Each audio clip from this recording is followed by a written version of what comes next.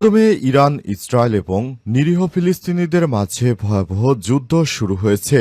আর এরই মাঝে আমাদের হাতে এসেছে যুদ্ধের সবথেকে তাজা আপডেট সংবাদ, সবথেকে গুরুত্বপূর্ণ সংবাদ। প্রথমেই জানাবো, ইসরায়েলের উপর নিষেধাজ্ঞা দিতে ব্রিটিশ প্রধানমন্ত্রীর কাছে 800 বিচারক ও আইনজীবীর চিঠি। এবার ধরা খাচ্ছে নেতানিয়াহু। ফিলিস্তিনের গাজা উপত্যকায় গণহত্যা চালানোর দায়ে দখলদার ইসরায়েলের সরকার ও মন্ত্রীদের উপর নিষেধাজ্ঞা দিতে যুক্তরাজ্যের প্রধানমন্ত্রী কেয়ার স্টারমারের কাছে চিঠি দিয়েছে দেশটির 800-র বেশি আইনজীবী, শিক্ষক ও সাবেক বিচারপতি।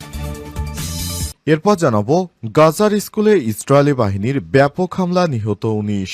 ফিলিস্তিনের অবরুদ্ধ গাজা ভূখণ্ডে একটি স্কুলে হামলা চালিয়েছে দখলদার ইসরায়েল। এতে 19 জন নিরীহ মানুষ নিহত হয়েছে। হামলার শিকার স্কুলটি একটি আশ্রয় কেন্দ্র হিসেবে ব্যবহৃত হচ্ছিল। সেখানে বহু মানুষ আশ্রয় নিয়েছিল। নিহতদের মধ্যে 2 জন রেড ক্রস কর্মী এবং এক সাংবাদিকও রয়েছে।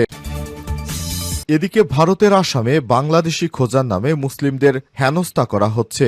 আসামে বাংলাদেশিদের বিরুদ্ধে পুলিশি অভিযান ক্রমাগত তীব্র থেকে তীব্রতর হচ্ছে। বিভিন্ন ফরেনার্স ট্রাইব্যুনালে বিদেশি ঘোষিত 1.5 থেকে 200 জনকে ইতিমধ্যেই মাটিয়ার ডিটেনশন ক্যাম্পে পাঠানো হয়েছে। সেখানে মুসলিমদেরকে বাংলাদেশি বলে হেনস্থা করে তারপর তাদেরকে নির্যাতন করা হচ্ছে।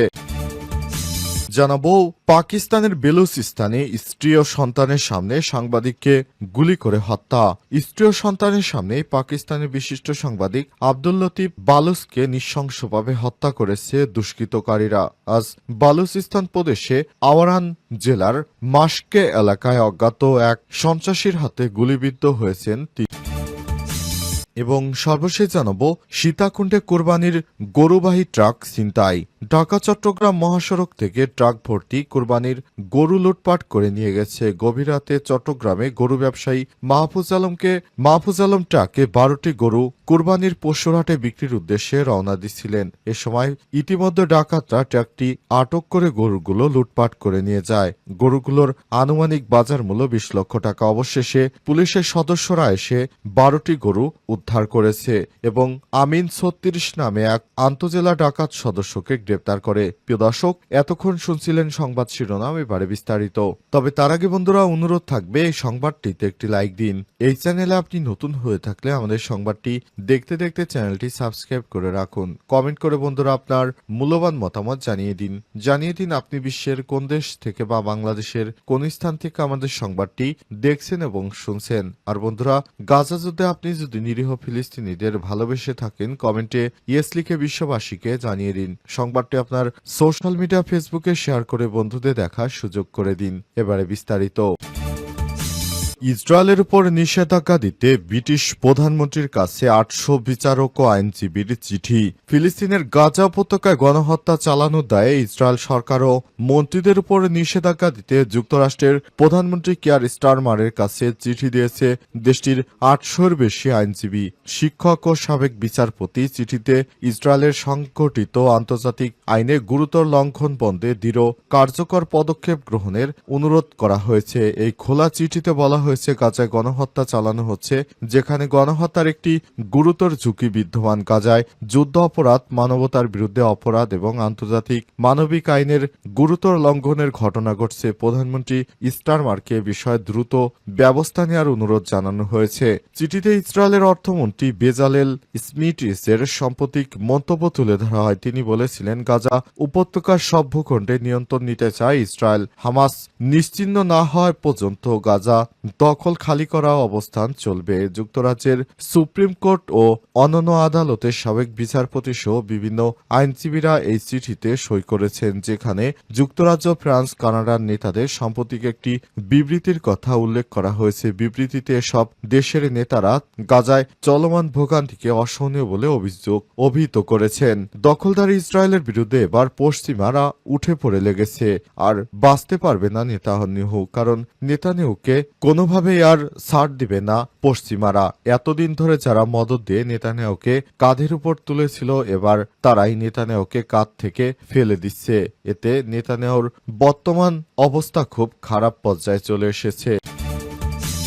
গাজার স্কুলে ইসরায়েলি বাহিনীর হামলা, নিহত ১৯। ফিলিস্তিনের অবরুদ্ধ গাজা উপত্যকায় একটি স্কুলে হামলা চালিয়েছে দখলদার ইসরায়েলি বাহিনী। তারা জানিয়েছে এই স্কুলে হামাসের যোদ্ধারা লুকিয়ে আছে। এই অভিযোগ করে সেখানে ব্যাপক হামলা চালায় দখলদার ইসরায়েলি বাহিনী এবং সেই হামলার কারণে সেখানে নতুন করে মৃত মানুষের সংখ্যা বাড়ছে। এক প্রতিবেদন থেকে জানা গেছে সেখানে ১৯ জন ব্যক্তি নিহত হয়েছে। হামলা শিকার স্কুলটি একটি আশ্রয়কেন্দ্র হিসেবে ব্যবহৃত হচ্ছিল, যেখানে বহু মানুষ আশ্রয় নিয়েছিলেন। সেই আশ্রয়কেন্দ্র লক্ষ্য করে দখলদার ইসরায়েলি বাহিনী সেখানে ব্যাপক হারে হামলা চালিয়ে যাচ্ছে। এই ঘটনার পর পুরো সেই এলাকা জুড়ে আতঙ্ক বিরাজ করছে। হঠাৎ করে এই ধরনের কর্মকাণ্ড পরিচালনা করার জন্য, গাজায় সাধারণ মানুষদেরকে হত্যা করার জন্য দখলদার ইসরায়েলি বাহিনী এখন সুতো খুঁজে নিচ্ছে। তারা দখলদার ইসরায়েলি বাহিনী এই সুতো খুঁজে তারপর সেখানে হামাস আছে সন্দেহ করে হামলা চালিয়ে নিরীহ মানুষদের হত্যা করছে। তাদের একটাই উদ্দেশ্য, সেটি হচ্ছে সেখান থেকে সব নিরীহ মানুষদেরকে বের করে দেওয়া, অর্থাৎ গাজায় যেন কোনো মুসলিম আর থাকতে না পারে। তাদেরকে পৃথিবীর অন্য কোনো দেশে পুনর্বাসনের চেষ্টা করা হচ্ছে এবং যাদেরকে পাচ্ছে তাদেরকে হত্যা করে ফেলা হচ্ছে। দখলদার ইসরায়েলের প্রধানমন্ত্রীর যে বড় স্বপ্ন সেটি হচ্ছে তিনি চান যে পৃথিবীর বুকে একমাত্র বড় ইহুদি রাষ্ট্র প্রতিষ্ঠা করতে। আর এই ইহুদি রাষ্ট্র তিনি বেঞ্জাম নেতানিয়াহু সরকার তিনি পুরো ফিলিস্তিনি উপত্যকা এবং গাজা ভূখণ্ড দখল করে সেখানে বড় ধরনের একটি ইহুদি রাষ্ট্র গঠন করতে চান এবং এই রাষ্ট্র থেকেই পুরো সৌদি আরবের কিছু অংশ নিয়ে তিনি যে ভয়ঙ্কর পরিকল্পনায় মেতে উঠেছেন তারই বাস্তবায়নের জন্য সামনের দিকে এগিয়ে যাচ্ছেন নেতানিয়াহু। ইহুদিবাদী নেতানিয়াহু এখনো তার পরিকল্পনা সামনে নিয়ে সামনের দিকে এগিয়ে যাচ্ছেন। নেতানিয়াহু কখনোই সাধারণ ফিলিস্তিনিদের পক্ষে ছিল না। সে সব সময় নিরীহ ফিলিস্তিনিদের হত্যা করে আসছে। আন্তর্জাতিক নানা চাপ সত্ত্বেও ইহুদিবাদী নেতানিয়াহু এখনো গাজার সাধারণ মানুষকে যেভাবে হত্যা করে আসছে সেটি কোনোভাবেই গ্রহণযোগ্য নয়। আসামে বাংলাদেশি খোঁজার নামে মুসলিমদের হেনস্থা করা হচ্ছে। ভারতের আসামে বাংলাদেশিদের বিরুদ্ধে পুলিশি অভিযান ক্রমাগত তীব্র হচ্ছে। বিভিন্ন ফরেনার্স ট্রাইব্যুনালে বিদেশি ঘোষিত ১৫০ থেকে ২০০ জনকে ইতিমধ্যেই মাটিয়ার ডিটেনশন ক্যাম্পে পাঠানো হয়েছে। বিশেষ সূত্র থেকে জানা গেছে সাম্প্রতিক সময়ে ত্রিপুরা মেঘালয় সীমান্ত দিয়ে আসামে প্রবেশ করে প্রায় ১৫০ বাংলাদেশি অনুপ্রবেশকারীকে বিএসএফ এর হাতে তুলে দেওয়া হয়েছে। তাদের সীমান্ত দিয়ে পুশব্যাক করা হবে।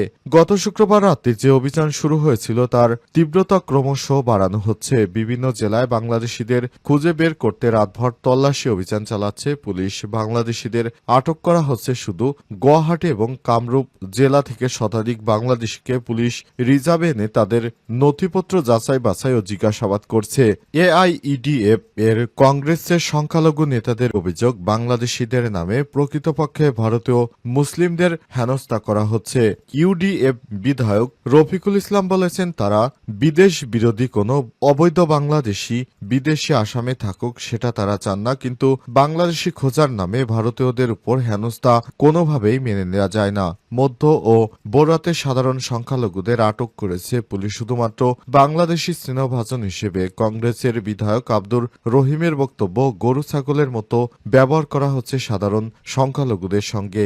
এই সরকার যে মুসলিম বিরোধী, বাজবিচারহীনভাবে মুসলিমদের নামে পাশে বাংলাদেশি বা স্নেহভাজন বাংলাদেশি তকমা বসিয়ে দেওয়ার ঘটনাগুলো সেটাই প্রমাণ করছে। সীতাকুণ্ডে কুরবানির গরুবাহী ট্রাক ছিনতাই। চট্টগ্রাম মহাসড়কে থেকে ট্রাক ভর্তি কুরবানির গরু লুটপাট করে নিয়ে গেছে।